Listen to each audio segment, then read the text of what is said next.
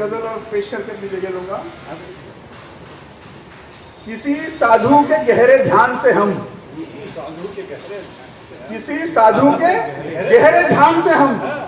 कम समझ आते हैं जबान से हम। किसी साधु के गहरे ध्यान से हम कम समझ आते हैं जबान से हम। तुम हो एक टूटती हुई दीवार, क्या बात है। तुम हो एक टूटती हुई दीवार, एक ढहते हुए मकान से हम। किसी साधु के गहरे ध्यान से हम कम समझ आते हैं ज़बान से हम। तुम हो एक टूटती हुई दीवार, एक ढहते हुए मकान से हम। और शेर देखें कि घर खुदा को वहाँ नहीं पाया, घर खुदा को वहाँ नहीं पाया, लौट आएंगे आसमान से हम। घर खुदा को वहाँ नहीं पाया, खुदा को वहाँ नहीं पाया, बहुत अच्छा, लौट आएंगे आसमान से हम। और बात जो कुछ है साफ साफ कहें, ऊंचा सुनने लगे हैं कान से हम।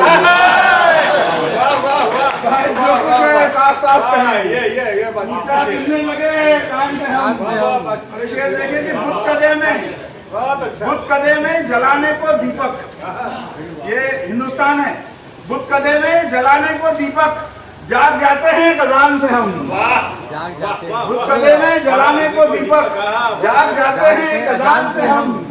और एक एल्बम में तुम हसीन थी बहुत, एक एल्बम में तुम हसीन थी बहुत, साथ में थे बड़े जवान से हम।